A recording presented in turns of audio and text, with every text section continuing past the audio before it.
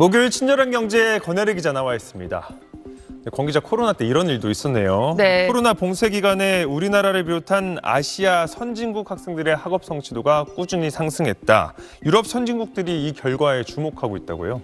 네, OECD가 4년 만에 실시한 전 세계 청소년들의 학업 성취도 조사 결과 지난 5일 밤에 일제히 발표됐는데요. 우리보다 서구에서 이 결과에 훨씬 더 주목하고 있습니다. 영국 유수의 일간지 이코노미스트는 이런 슬픈 삼각형이라는 제목으로 이런 그래프를 실었습니다. 지난 4년간 청소년들의 수학 성적이 오른 나라들, 그리고 훅 떨어진 나라들입니다. 두 개의 삼각형처럼 딱 나뉘어 있죠. 그러니까 아시아에서 선진국이라고 할 만한 나라들은 모두 2018년보다 2022년에 청소년들의 수학 성적이 더 올랐습니다. 그런데 이른바 서구 선진국이라고 하는 나라들에선 완전히 반대죠. 미국이 그나마 좀 낫고 우리가 다양한 경우에 모범으로 삼아서 예로 많이 드는 유럽 나라들, 특히 유럽에서도 이번에 이 얘기가 많이 나오는데요. 유럽에서도 교육제도의 모범을 보여준다고 했던 핀란드 학생들의 학업 성취도가 그야말로 급강하했습니다. 일단 배경 설명을 간략하게만 드리면 이 조사는 OECD가 지난 2000년부터 전 세계 만 15살 청소년들을 대상으로 3년에 한 번씩 실시하는데요. 이번엔 코로나 때문에 4년 만에 지난해에 실시됐습니다. 그러니까 코로나 이후의 변화를 처음으로 가늠할 수 있겠죠. 우리나라로 따지면 중3에서 고1 학생들이 기준인데 모두 81개 나라 69만 명의 학생들. 우리나라에서는 6,900여 명의 15세 학생들이 참여했습니다.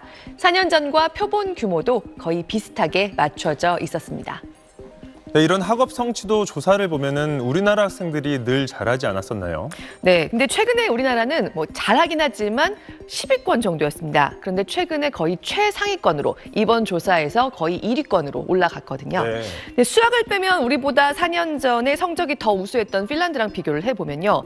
우리 학생들의 성적은 4년 뒤에도 지금 대체로 비슷합니다.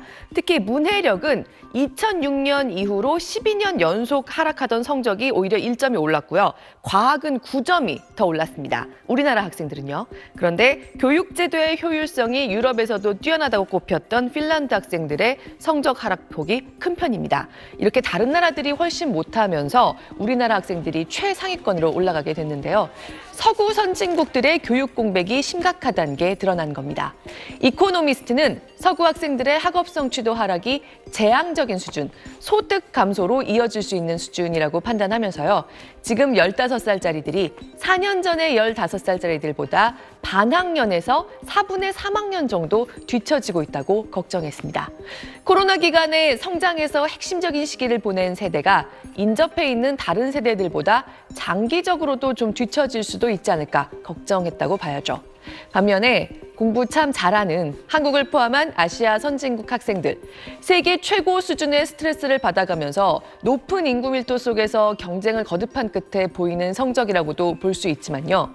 한편으로는 아시아 국가 청소년들이 그만큼 열심히 노력해와서 그 역량을 바탕으로 지금까지 서구 선진국들을 따라잡아 왔다는 측면도 부인할 수는 없습니다.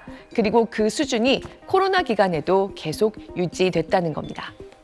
네, 코로나가 있던 아니던 공부를 한결같이 열심히 했나 봅니다. 네. 이 우리나라 학생들이 다른 나라 학생들과 이 코로나 기간에 결정적인 차이도 있었나요? 네, OECD와 지금 서구에서도 자기들과 달랐다, 한국이 자기들과 달랐다고 크게 주목하는 점은 이렇게 두 가지가 핵심입니다. 사교육도 사교육이지만 공교육 원격 수업의 질도 서구보다 높았고요. 그리고 한국 청소년들이 원격 수업에 잘 참여할 수 있을 만큼 디지털 기기와 친숙하기는 한데 중독되거나 의존적이지는 또 않다는 겁니다. Fortunately, Korea has one of the lowest levels. Technology destruction is not so much an issue in Korean classrooms. You can see that Korean students, the vast majority of them, 70% felt that, in the pandemic, my teacher was available when I needed help. And only very few students in Korea felt lonely. 네, 쉽게 동감을 못하시는 분들도 이 얘기를 듣고 좀 있으시겠지만 OECD가 전 세계적으로 살펴보니까요. 우리 교육 현장, 교사에 대한 아이들의 소속감이나 디지털 기기에 대한 조절력이 매우 높은 수준이었다는 겁니다.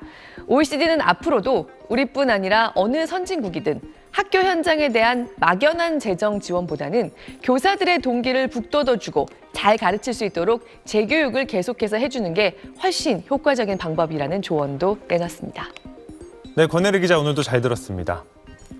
네, 오늘 첫 소식 무슨 내용인가요? 네, 우리나라 학생들의 학력 수준은 최상위권이지만 삶의 만족도는 낮은 수준으로 조사됐습니다.